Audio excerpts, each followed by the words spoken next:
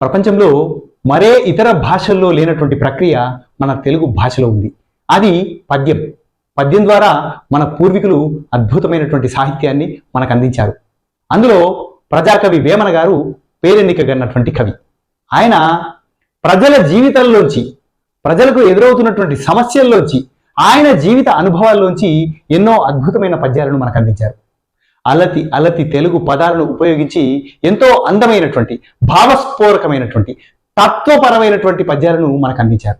అవి మన జీవితాలకు దారి దీపాలు లాంటివి. మనము ఎన్నో మానసిక వికాస సూత్రాలతో కూడినటువంటి ఉపన్యాసాలు విని ఉంటాం, పుస్తకాలు చదివి ఉంటాం. వాటన్నింటికీ మించి ఎంతో అద్భుతమైనటువంటి మానసిక వికాసంతో కూడిన పద్యాలను అందించారు వేమన గారు. అలాంటి అద్భుతమైన పద్యాల్లోంచి మనం ఈరోజు ఒక పద్యాన్ని తీసుకుందాం. ఆ పద్యాన్ని చదువుకుందాం, ఆ పద్య భావాన్ని తెలుసుకుందాం. ఆ పద్య భావానికి సరిగ్గా సరిపడేటటువంటి బౌద్ధుల జాతక కథల్లోంచి ఒక మంచి కథను తీసుకొని ఆ కథను సంపూర్ణంగా విందాం. ఆ కథకి, వేమన పద్య భావానికి పోలిక ఏంటో తెలుసుకుందాం. ఇది మన జీవితాలకి ఎలా ఉపయోగపడుతుంది, ఎలా అన్వయించుకోవచ్చును, మనము నేర్చుకోవాల్సినటువంటి నీతి ఏంటో తెలుసుకుందాం.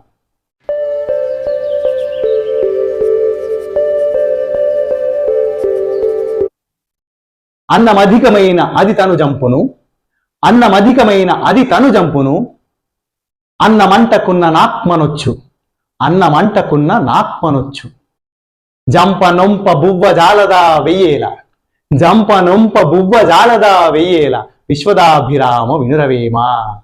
ఇందులో బువ్వ అనే ఒక సాధారణమైనటువంటి జనాలు మాట్లాడుకునే పదాన్ని వేమన గారు పద్యాల్లో జొప్పించారు. అది వేమన పద్యాల్లోని గొప్ప శైలి. అన్నమధికమైన నది తను జంపును అన్నాడు వేమన. అన్నము అధికంగా తింటే, అంటే పొట్టకు సరిపడే అంతా కాకుండా ఇష్టమైన ఆహారం కదా అని, ఇష్టమైన భోజనం కదా అని, పిజ్జా బర్గర్లు దొరికాయి కదా అని, బిర్యానీలు దొరికాయి కదా అని పొట్ట పగిలేలా, మనము కదలలేని మెదలలేని స్థితికి చేరుకునే విధంగా భోజనం చేస్తే అప్పుడు మనము అజీర్తి చేసి, వాంతులు చేసి, విరేచనాలయ్యి కొండకుచో మనము ఊబకాయులంగా తయారయ్యి మధుమేహము, బీపీ, షుగర్ లాంటి ఎన్నో వ్యాధుల బారిన పడి రోగాల పాలవుతాం. ఇది మొదటి పాదంలో వేమన గారు చెప్పదలుచుకున్నటువంటి భావన. అన్నమంటకున్న నాత్మనొచ్చు అన్నాడు వేమన.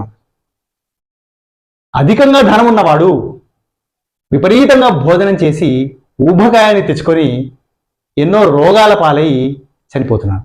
అదే అన్నమంటకున్న నాత్మనొచ్చు. పేదవాడు ఒక పూట తిండికి గతి లేక, భోజనం దొరకక, సమయానికి తిండి లేక ఆకలితో అలమటించి మరణించేటటువంటి పరిస్థితులు మనం నేటికి చూస్తూనే ఉన్నాం. ఇది వేమన గారు ఏనాడో రాసినప్పటికీ ఈ రోజుకు కూడా మనం అన్వయించుకోదగినటువంటి పాదం. అన్నమంటకున్న నాత్మనొచ్చు అన్నాడు. అంటే పేదవాడు అన్నం దొరక్క వాడి ఆత్మ నొచ్చుకొని ఆకలికి అలమటించి చనిపోయే పరిస్థితి ఏర్పడుతుంది. జంప నొంప బువ్వ జాలదా వెయ్యేలా అన్నాడు. జంప నొంప బువ్వ జాలదా వెయ్యేలా. చంపడానికైనా, నొప్పియడానికైనా ఒక బువ్వ సరిపోతుంది. ఇంకా 1000 రకాల ఆయుధాలు ఎందుకు, 1000 రకాల సామాగ్రి ఎందుకు? మనిషిని చంపడానికి అధికంగా భోజనం పెడితే రోగాల పాలై చేస్తాడు. భోజనం దొరకకుండా చేస్తే ఆకలికి అలమటించి చేస్తాడు. ఈ వేమన పద్య భావానికి సరిగ్గా సరిపడేటటువంటి ఒక కథ బౌద్ధుల జాతక కథల్లో ఉంది. ఆ కథ ఏంటో విందాం రండి.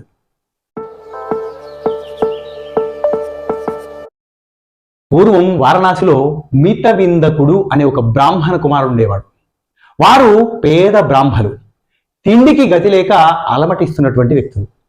మితవిందకుడు పేదవాడైనప్పటికీ, ఆకలితో అలవడిస్తున్నప్పటికీ అతడికి ఒక దుర్గుణం ఉంది. భోజనం కనిపిస్తే అమితంగా పొట్ట పగిలిపోయేలా తింటాడు. చాలా పేదవాడు, ఆకలికి అలమటించి బాధపడుతున్నటువంటి వ్యక్తి.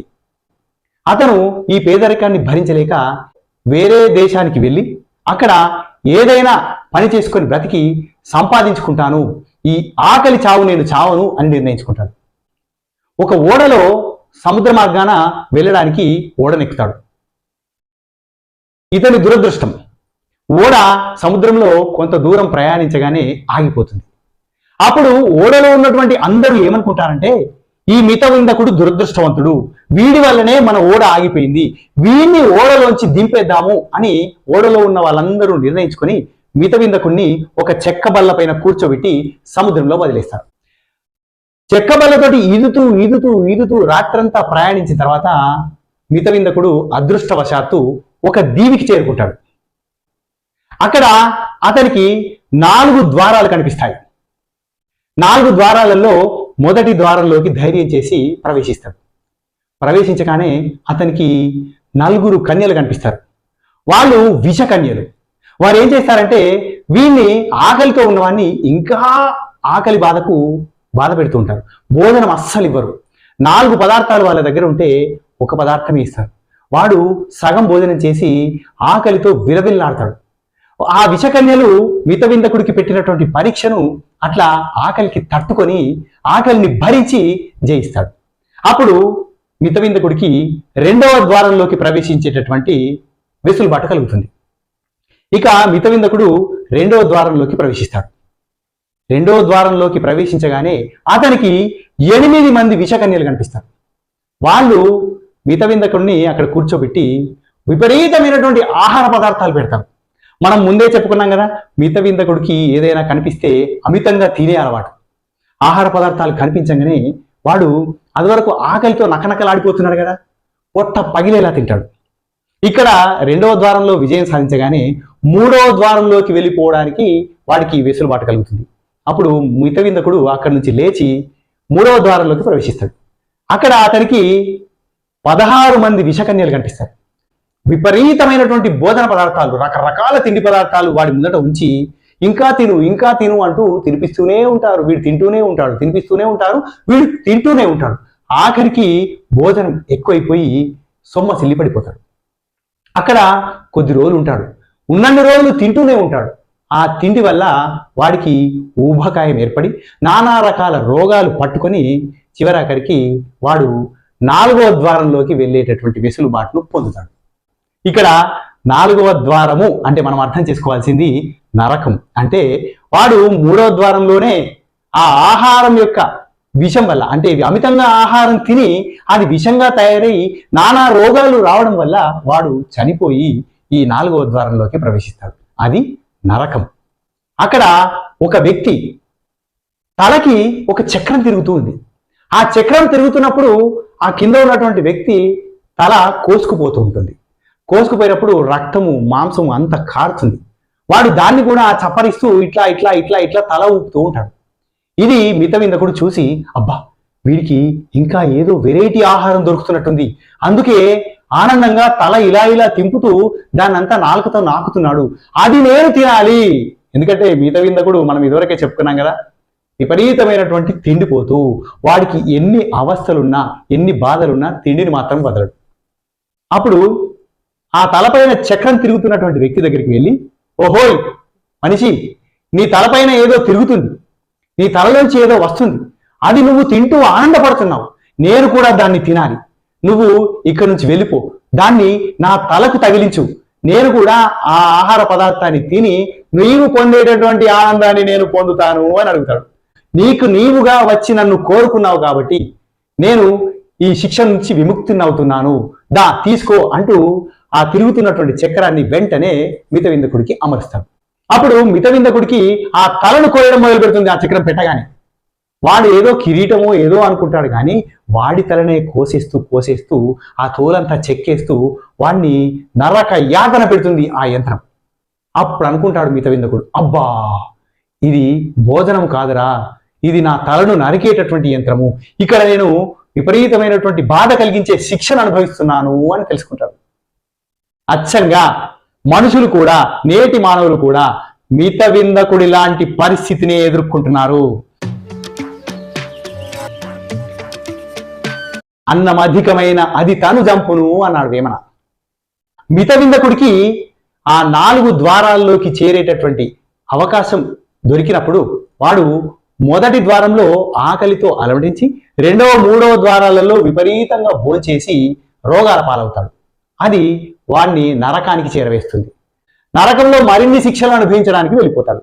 ఇది అన్నమధికమైన అది తను జంపును అనే వేమన పద్యంలోని పాదానికి అచ్చంగా సరిపోయేటటువంటి సంఘటన. ఆ పేద బ్రాహ్మణుడు దరిద్రం వల్ల ఆకలితో అలమటిస్తాడు.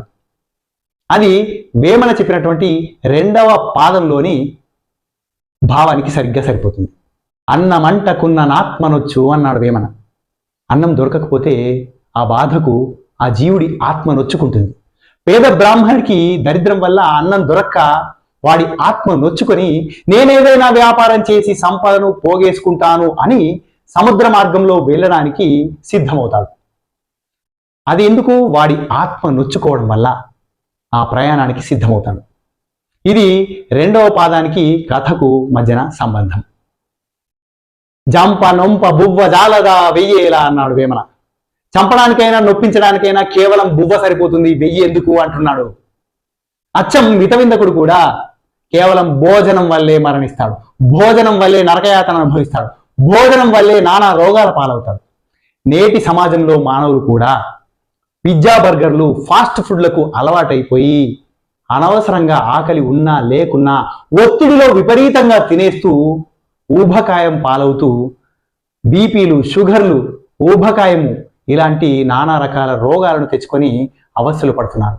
చివరాఖరికి అధిక రక్తపోటుతో మరణించడం కూడా జరుగుతుంది. ఇది మనము యువకులలో కూడా అధికంగా ఈ రోజులలో చూస్తున్నాం. ఇలాంటిది మానుకోవాలి, మితాహారాన్ని తీసుకోవాలి. జపాన్ వాళ్ళది ఒక సామెత ఉంది, 4గింట 3 వంతులు మాత్రమే కడుపును నింపాలి, 1 వంతు ఖాళీగా ఉంచాలి అంటారు వాళ్ళు. అంటే అన్నము మనకు అరాయించుకునేంత శక్తి ఉన్న మేరకు మాత్రమే తినాలి. అది మనిషిని యాక్టివ్గా ఉంచుతుంది. అదే పొట్ట పగిలేలా తింటే శరీరం అలసిపోతుంది. లోపల ఉన్న ఆహార పదార్థాలను జీర్ణింపజేసుకోవడానికి అది మనల్ని సుస్థి చేస్తుంది, మనకు అలసిపోయేలా చేస్తుంది. కాబట్టి మితమైన ఆహారం తీసుకోవాలి అని వేమన పద్యం ద్వారా మనం తెలుసుకోవాల్సినటువంటి మొదటి సూక్తి. అన్నమంటకున్న నాత్మనొచ్చు అన్నాడు వేమన. మన దగ్గర అధిక సంపద ఉందనుకోండి, మన దగ్గర మనం తినేదానికంటే ఎక్కువ ఉందనుకోండి, ఎవడైనా ఆకలిగా ఉన్న వాడికి 4 మెతుకులు పెట్టండి, మీరు కొంచెం తినండి, వాడికి కొంచెం పెట్టండి. అప్పుడు వాడి ఆత్మ నొచ్చుకోదు, వాడి ఆశీస్సులు కూడా మీకు అందుతాయి. అప్పుడు ఈ ప్రపంచంలో అసమానతలు తొలగిపోతాయి, ఆకలితో అలవటించేవారు తగ్గిపోతారు, ఆకలి మరణాలు అనేటివి ఉండవు. ఇది వేమన పద్యం ద్వారా మనకు అందేటటువంటి మార్గదర్శకం. జంపనొంప బువ్వ జాలదా వెయ్యేలా అన్నాడు వేమన గారు. చంపడానికి 1000 రకాల ఆయుధాలు కానీ 1000 రకాల పనిముట్లు కానీ అవసరం లేదు, కేవలం బువ్వ సరిపోతుంది. ఇంత అద్భుతమైన పద్యాలను అందించిన వేమన గారికి, అలాగే ఇంత అద్భుతమైన సాహిత్యంతో కూడిన కథలను, నీతితో కూడిన కథలను అందించిన బౌద్ధుల జాతక కథలకి హృదయపూర్వకంగా నమస్కారాలు, ధన్యవాదాలు తెలియపరచుకుంటూ, ఇలాంటి మరొక అద్భుతమైన వేమన పద్యం, మరొక అద్భుతమైన కథతో పోల్చుకొని అది మన జీవితాలకు ఎలా అన్వయించుకోవాలో మరో వీడియోలో తెలుసుకుందాం. అంతవరకు సెలవు. ధన్యోస్మి.